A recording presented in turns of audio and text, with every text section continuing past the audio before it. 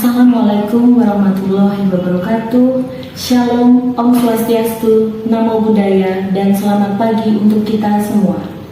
Perkenalkan, nama saya Lana Sugiarti MPD. Saya merupakan salah satu dosen di program studi pendidikan matematika Universitas Katolik Indonesia Santo Paulus Ruteng. Selama saya menjadi dosen, beberapa mata kuliah yang pernah saya ampuh yaitu pengembangan kurikulum, desain pembelajaran matematika, geometri, microteaching, evaluasi pembelajaran matematika, aljabar linear, matematika diskrit, dan sejarah filsafat matematika. Untuk video kali ini, saya akan mengajar salah satu mata kuliah, yaitu mata kuliah aljabar linear. Mata kuliah aljabar linear ini merupakan mata kuliah wajib bagi mahasiswa program studi pendidikan matematika Universitas Katolik Indonesia Santo Paulus Ruteng yang diprogramkan untuk mahasiswa semester 2. Bobot mata kuliah ini yaitu 3 SKS. Mata kuliah ini diprogramkan pada mahasiswa semester 2 dengan tujuan agar mahasiswa dapat memahami konsep tentang matriks dan operasi matriks, jenis-jenis matriks, determinan dan adjoint matriks, matriks inverse dan operasi matriks inverse, matriks elementer, sistem persamaan linear dan matriks penyajiannya, solusi SPL dengan eliminasi Gauss, fungsi determinan, menghitung determinan dengan reduksi baris, sifat-sifat fungsi determinan, ekspansi kofaktor, vektor-vektor, norma vektor, hasil kali titik, proyeksi, hasil kali silang, dan ruang N Euklidis. Serta mahasiswa juga diharapkan agar mampu menyelesaikan masalah yang berkaitan dengan matriks. Dalam melaksanakan perkuliahan pada mata kuliah aljabar linear ini, saya menggunakan metode pembelajaran DIA, yaitu Delivery, Interaction, dan Assessment. Proses delivery yang saya lakukan dalam mata kuliah ini yaitu menyampaikan materi dengan baik dan menarik kepada mahasiswa agar mahasiswa berpartisipasi aktif dalam perkuliahan sehingga mereka dapat memahami materi yang disampaikan dan dapat menyelesaikan masalah-masalah yang berkaitan dengan materi yang disampaikan, serta mahasiswa dapat dengan lebih mudah mengajarkan materi-materi ini ketika mahasiswa melakukan kegiatan magang di semester 7 nanti di sekolah maupun ketika mereka menjadi seorang guru pelatih. Materi yang dipelajari dalam mata kuliah ini dibagi ke dalam 14 pertemuan perkuliahan, ditambah dengan 1 kali ujian tengah semester dan 1 kali ujian akhir semester. Pada video kali ini saya menggunakan pertemuan kedua sebagai kegiatan perkuliahan. Di dalam proses perkuliahan, saya menggunakan beberapa literatur yang terdiri dari buku-buku aljabar linear maupun buku-buku matematika SMA yang ada kaitannya dengan materi dalam perkuliahan. Beberapa referensi yang digunakan juga mahasiswa dapat mengaksesnya dengan mudah di internet.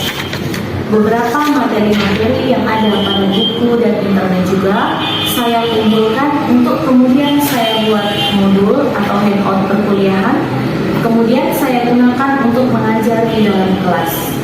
Saya buat dalam bentuk tampilan PowerPoint, saya tampilkan saat perkuliahan berlangsung, kemudian saya berikan materi tersebut kepada mahasiswa agar mahasiswa dapat gunakan untuk belajar kembali.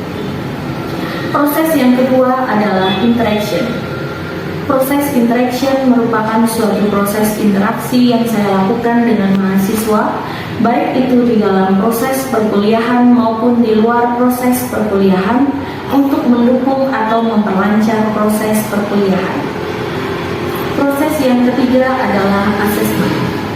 Assessment dalam hal ini berkaitan dengan proses penilaian yang saya lakukan pada mata kuliah aljabar linear ini. Pada pertemuan pertama, saya telah menyampaikan kepada mahasiswa tentang kontrak perkuliahan selama 1 semester, kemudian proses penilaian seperti apa saja yang akan dilakukan selama 1 semester ke depan. Sehingga dalam hal ini, mahasiswa telah mengetahui penilaian-penilaian yang saya lakukan dari mata kuliah ini.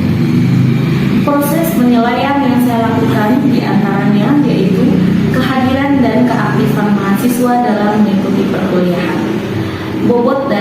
kehadiran dan keaktifan mahasiswa ini yaitu sebesar 20%. Kemudian penilaian selanjutnya yaitu penilaian dari tugas yang saya berikan. Bobot tugas juga sebesar 20%. Selanjutnya untuk penilaian ujian tengah semester dan ujian akhir semester, masing-masing bobotnya adalah 30%. Demikian proses perkuliahan yang saya lakukan selama 1 semester dalam mata kuliah ini. Berikut saya tampilkan video pembelajaran dalam mata kuliah ini. Selamat menyaksikan. Selamat pagi semuanya. Selamat pagi, Ibu. Bagaimana kabarnya hari ini? Baik, Ibu. Oke, baik ya. Pada pertemuan hari ini kita akan melanjutkan dari minggu lalu materi aljabar tentang operasi matriks, determinan matriks, dan ajoin matriks. Sebelum ini di pertemuan pertama kali lalu kita sudah mendapatkan materi tentang pengertian matriks ya. Mungkin ada yang masih ingat apa itu matriks? Matriks adalah susunan bilangan real atau bilangan kompleks yang disusun dalam baris dan kolom sehingga membentuk jajaran tersebut panjang. Iya, baik. Jadi matriks itu adalah susunan bilangan ya. Jadi bilangan yang ada di dalam matriks itu harus merupakan suatu bilangan real atau apa? Atau bilangan kompleks. Iya. Kemudian bilangan-bilangan yang ada di dalamnya itu dinamakan apa? Dinamakan elemen-elemen. Setelah kalian mengingat kembali tentang pengertian matriks, hari ini kita akan melanjutkan materinya tentang operasi matriks. Nah, sebelumnya kalian harus tahu bahwa dari pertemuan ini nanti kalian harus bisa untuk melakukan operasi matriks, kemudian menentukan determinan suatu matriks dengan menggunakan metode Sarus dan kofaktor, kemudian menentukan adjoin suatu matriks. Jadi sudah jelas ya untuk kegiatan perkuliahan kita hari ini.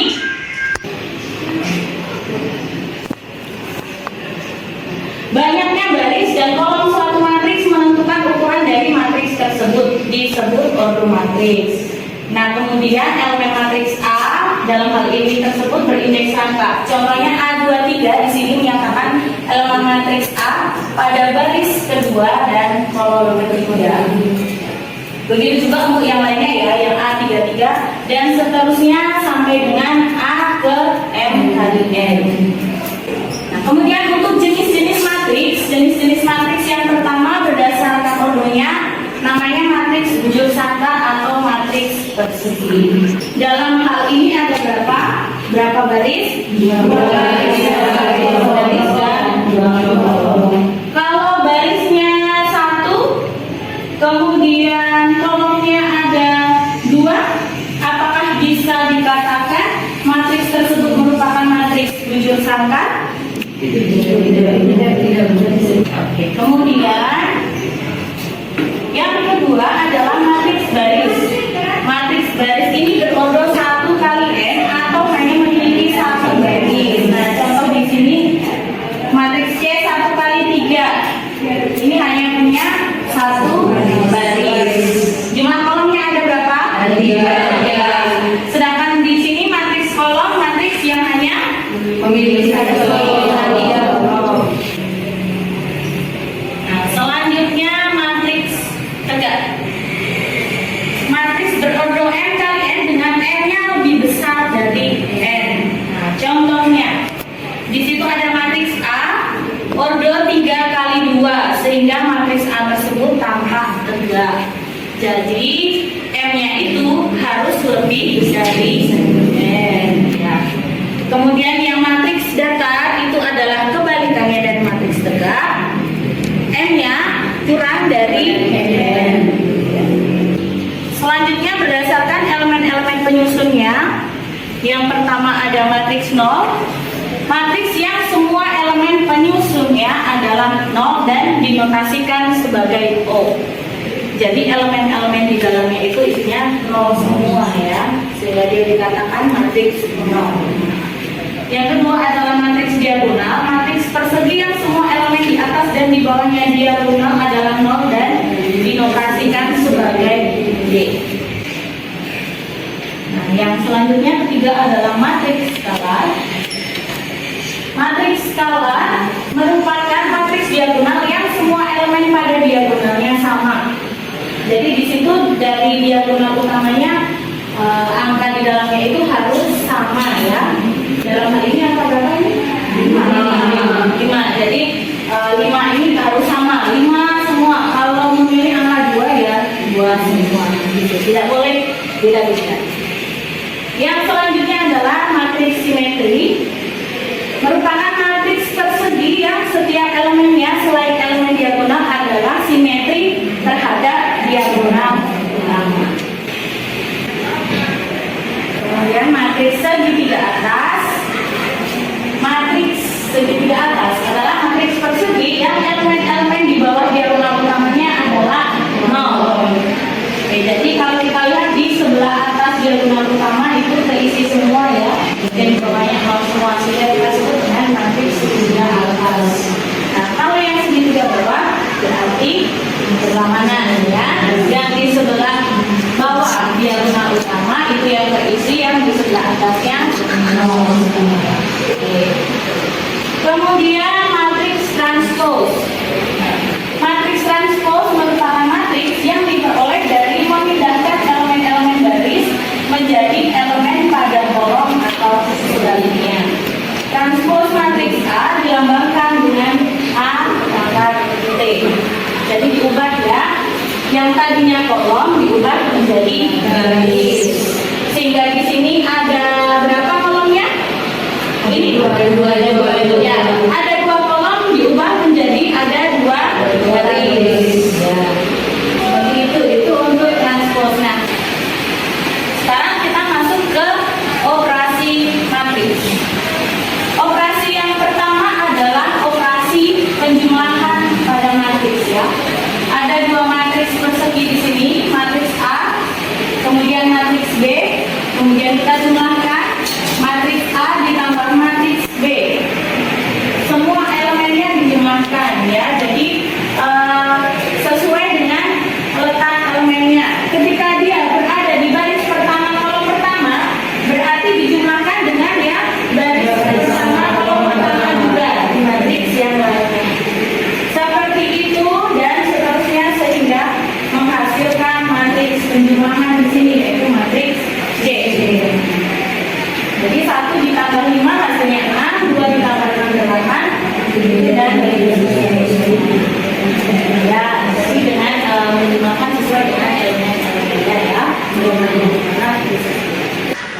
Untuk menjadi catatan pada matriks penjumlahan, itu dia bisa dijumlahkan dengan syarat ordonya itu harus sama jumlahnya ya. Nah, yang kedua pengurangan. Ini untuk contohnya dikurangkan juga untuk elemen-elemennya yang seletak, sama seperti yang penjumlahan tadi. Misalkan di situ matriks A dengan B, ordonya berapa masing-masing ini? Matriks A ordonya 3 kali 2 dan B-nya juga 3 kali 2. Nah, sehingga dikurangkan dari elemen-elemen A dengan B yang seletak, sehingga hasilnya seperti ini. Silakan ya, mau coba. Silakan.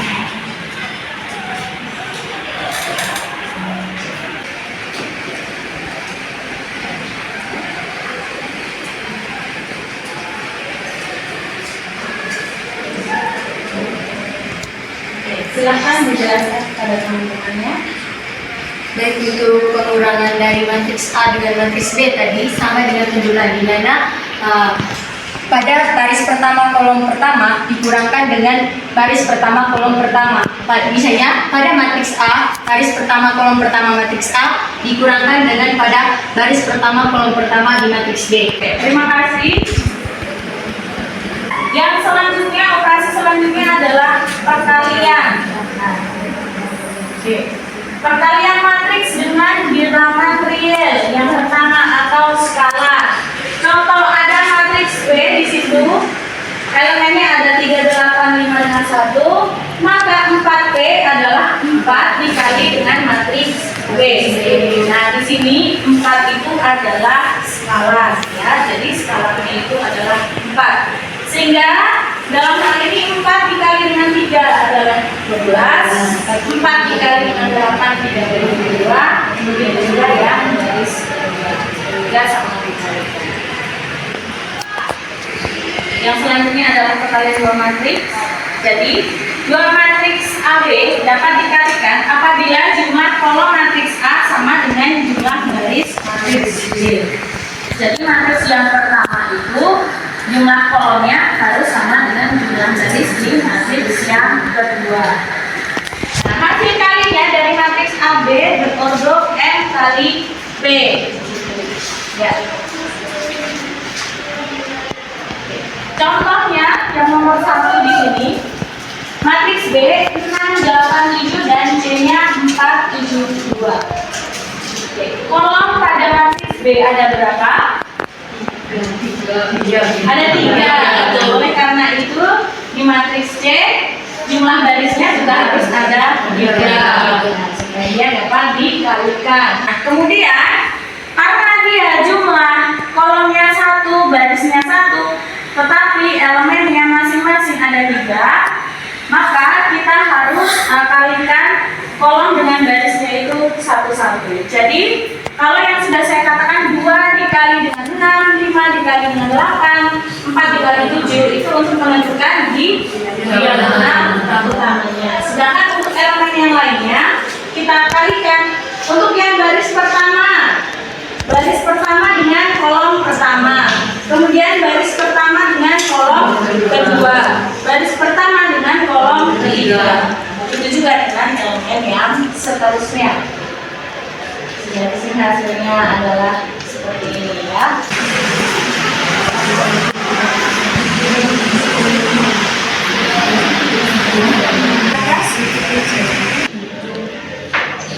Oke, silakan dijelaskan. Teman-teman, saya menjelaskan matriks K ordo 2 kali 2 dan matriks L 2 dikali dengan 3. Yang pertama, habis itu kita kalikan matriks K dan L sehingga 2 dikali 1 ditambah 1 dikali 1 dan 2 dikali 0 ditambah 1 kali 1, 2 dikali 2 tambah 1 kali 0 dan begitu seterusnya sehingga matriks K dikali L itu sama dengan 3, 1, 4 dan 4, 3, 2. Ya, oke, baik. Bagaimana teman-teman? Pas ya? Oke, selanjutnya kita masuk kepada determinan. Oke. Determinan matriks adalah jumlah semua hasil perkalian elementer yang bertanda dari A dan dinyatakan dengan det A. Itu ya. Jadi ada yang menuliskan seperti itu, determinan A, det A, atau jadinya seperti itu ya. Determinan seperti ada tanda dari mutlak. Artinya apa? Artinya dengan sebuah hasil perkalian elementer bertanda dari suatu matriks A adalah sebuah hasil perkalian elementer pada suatu kolom dengan posisi 1 atau negatif 1. Nah, ini untuk memperjelas lagi, kita lihat bersama contohnya. Jika matriks A, elemen di dalamnya ada A, B, C, D, maka determinan dari matriks A itu, nah ini simbolnya, kemudian begini cara mencarinya ya, dengan dikalikan menurut diagonalnya ya. Jadi A dikali B, kemudian dikurangi dengan B dikali C. Oke, silakan dicari determinannya. Siapa yang mau mencoba? Ya oke, ada di belakang sekarang. Jangan lupa untuk memberi apa keterangan ya.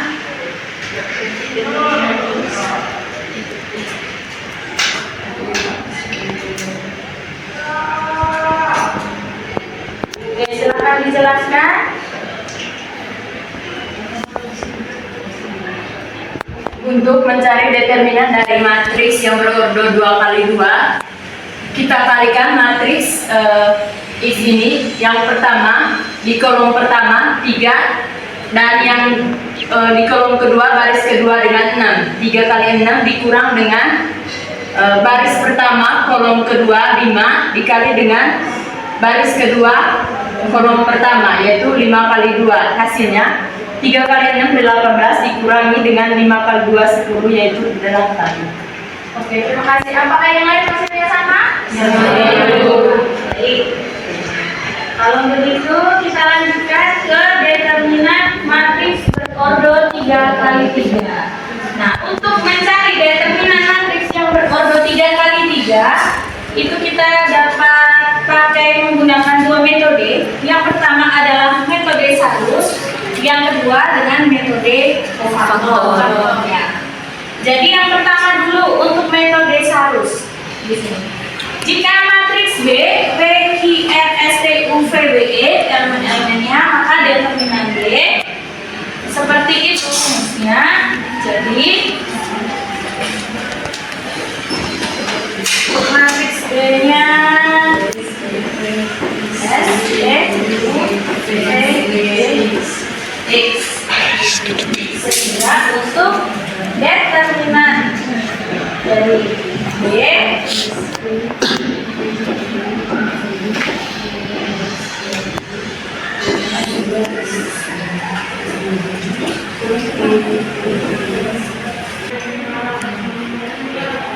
Nah, metode Sarus ini untuk sebagai catatan tidak berlaku ya bila matriksnya ordonya 4 kali 4 atau yang lebih tinggi dari dia. Jadi hanya berlaku untuk yang ordo 3 kali 3. Kemudian contohnya disajikan matriks B, di situ elemennya ada 2, 4, 6, 1, 3, 5 dan 7, 8, 9. Maka determinan dari T sama seperti yang sudah dijelaskan tadi. Ya, dikalikan ya, 2 kali 3 kali 9 ditambah dengan yang bagian sini 4 kali 5 kali 7 ditambah dengan 6 kali 1 kali 8. Kemudian dikurangi dari yang diagonalnya berlawanan. 2 kali 5 kali 8 ini yang kedua. Yang pertama yang ini dulu ya. Jadi anak-anak ini sebenarnya harusnya di sini ya. 6 3 7 kemudian 2 5 8 dan 4 kali 1 kali 9 sehingga hasilnya adalah 0. Nah, itu untuk yang metode Sarus. Kemudian yang kedua adalah dengan metode kofaktor. Kofaktor yang kedua, setiap elemen menghasilkan suatu kofaktor yang tidak lain adalah minor ya. Di sini minor dari elemen dalam determinan beserta tanda tempatnya. Minor suatu matriks A dilambangkan dengan MIJ adalah matriks bagian dari A yang diperoleh dengan cara menghilangkan elemen-elemen pada baris ke I dan elemen-elemen pada kolom ke J. Jadi dihilangkan. Contohnya, di situ ada matriks Q, kemudian minornya untuk yang pertama M11. Minor 11 berarti yang dihilangkan adalah baris pertama. Sehingga M11-nya 3, 5, 8 dan 9. Kemudian untuk yang M12 di sini yang dihilangkan adalah baris pertama. Kemudian untuk yang M13 berarti yang dihilangkan adalah baris pertama, kolom 3. Sehingga M11, M12 dan M13 itu merupakan submatriks hasil ekspansi baris pertama dari matriks ini.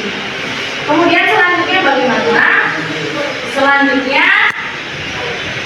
ini untuk rumus kofaktornya KIJ sama dengan negatif 1 pangkat I ditambah J ya, seperti itu. Jadi tergantung nanti I-nya berapa, J-nya berapa, apakah pangkatnya itu positif atau negatif. Contohnya untuk matriks kita sudah peroleh bahwa M11-nya negatif 13, M12 negatif 26 dan M13 adalah negatif 13.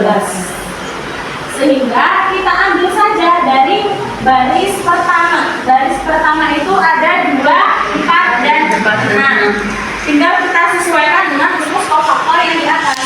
KIJ itu sama dengan negatif 1 pangkat I ditambah J. Sehingga di sini 2-nya positif. Kenapa positif? Karena negatif 1 pangkat I ditambah J.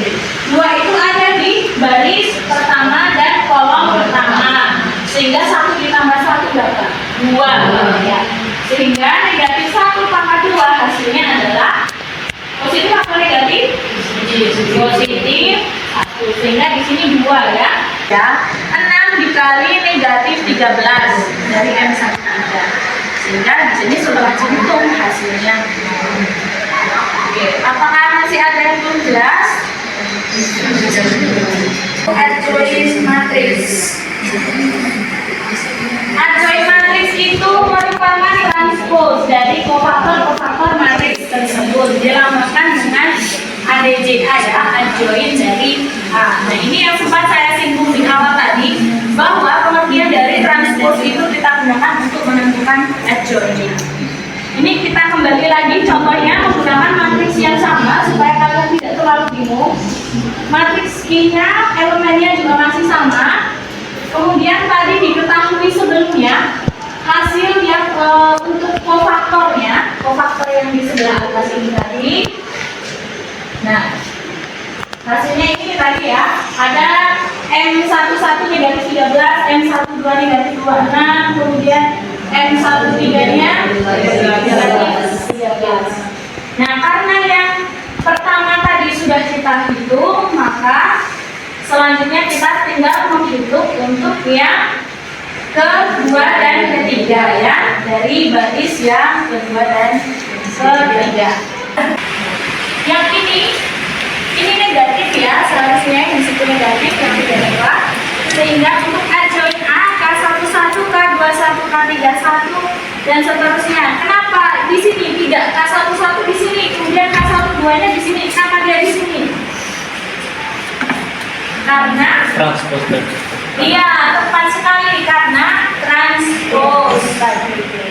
Sehingga baris berubah jadi kolom. Sehingga hasilnya di sini negatif 13, 12, 2, kemudian 26, negatif 24, negatif 4, negatif 13, 12, dan 2. Ya, apakah ada pertanyaan dari seluruh rangkaian kegiatan perkuliahan kita hari ini? Ya sudah. Jadi hari ini tadi kita belajar tentang apa? Operasi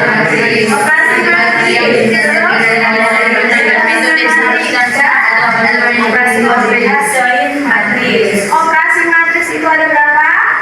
Ada pengurangan,